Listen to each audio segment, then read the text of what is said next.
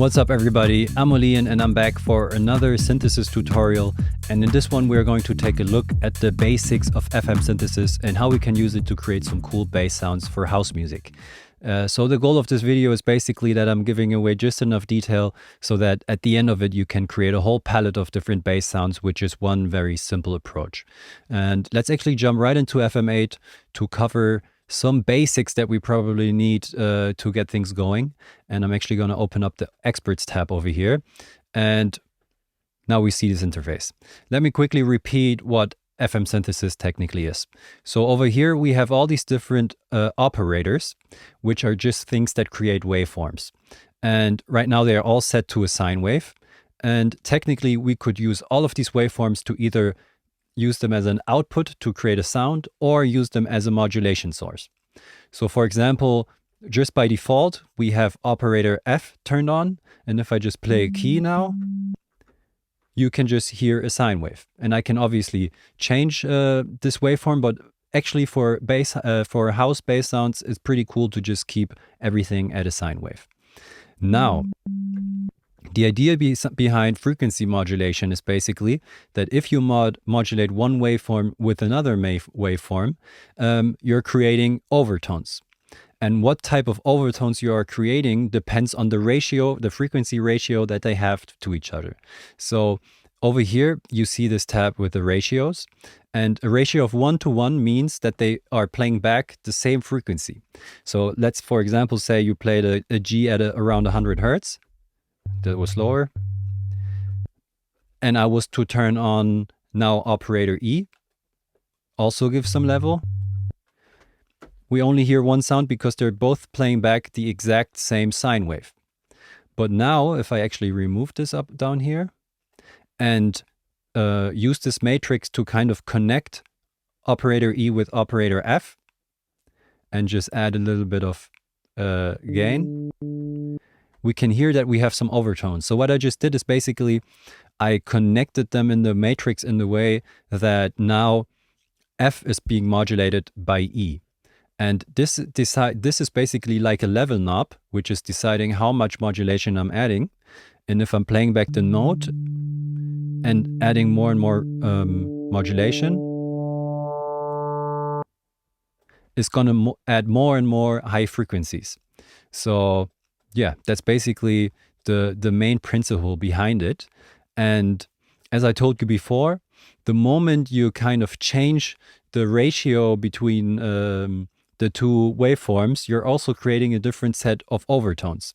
So in our case, we still have our ratio of 1, which means they're playing back the same frequency.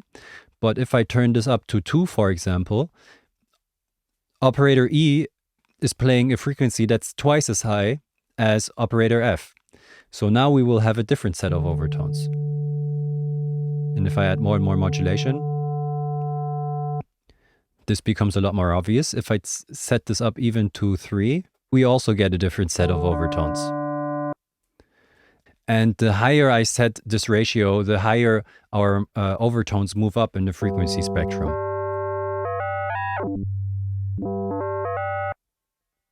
So at this point, all of this sounds pretty useless, of course, but that's because we're missing one important final ingredient, and that are our envelopes. And I assume you kind of know what envelopes are.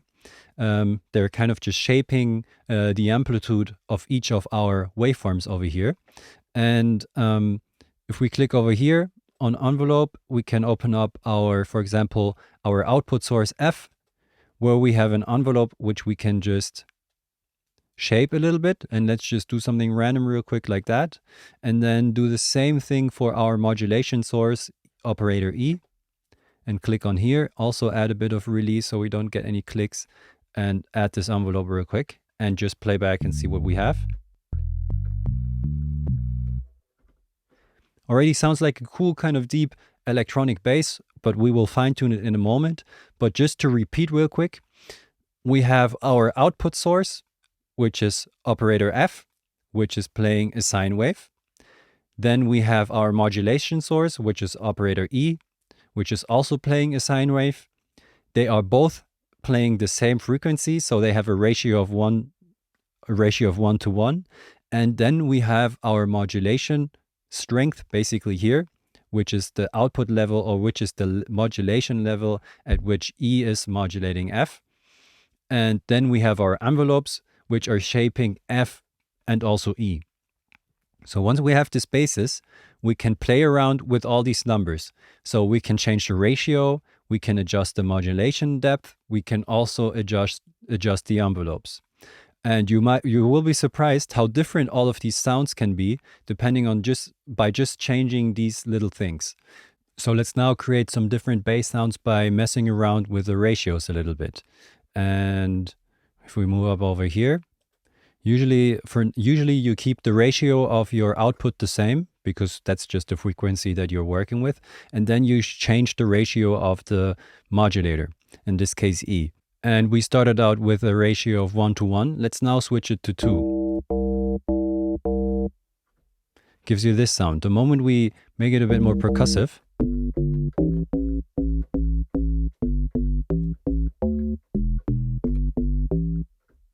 I'm sure you've heard a bass like this before.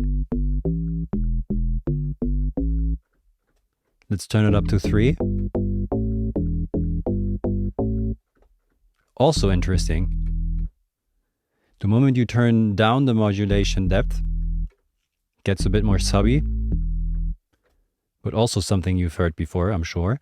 And if you make this envelope straight, for example, you get like a sustained type of sound. Let's maybe turn it up even one more. Make it percussive.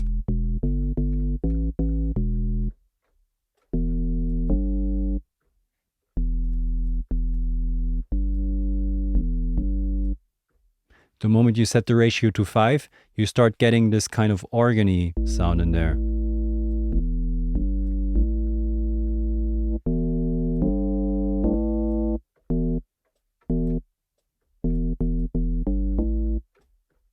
Something you will also notice when you play around with this stuff is that the higher the ratio gets, the more dissonant the sounds that you're creating.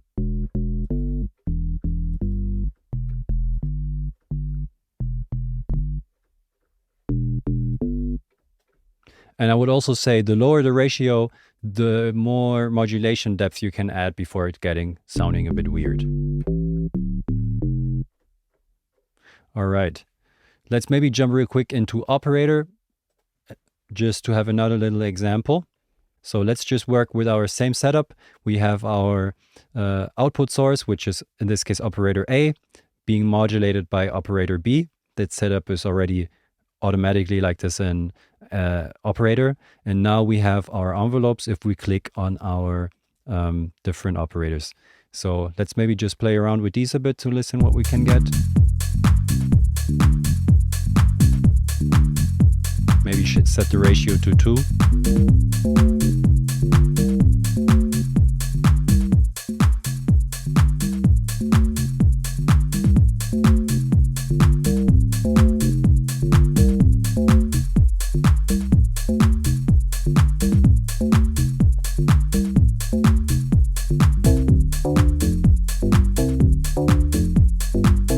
Just like that, changing the...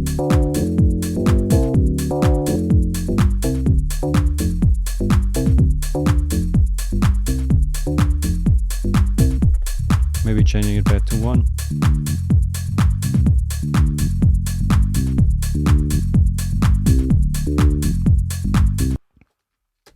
And this is basically it. So you can do some fine tuning and make them sound exactly how you want, but there's so many different combinations that I cannot go over every single one of them. Play around with the ratios, play around with the envelopes and the modulation levels, and you will figure out a bunch of different sounds. Yeah, thanks for watching. I hope this helped a little bit. If you have any question, let me know in the comments. Also, if you have any feedback or something like that. And also, if you want to follow me on Instagram, I put out some music production quick tips here and there, which you can find over there. My name is Oliens_house, which I'm also going to put a link in the description. Yeah, hope to see you around. Have a good one. Peace.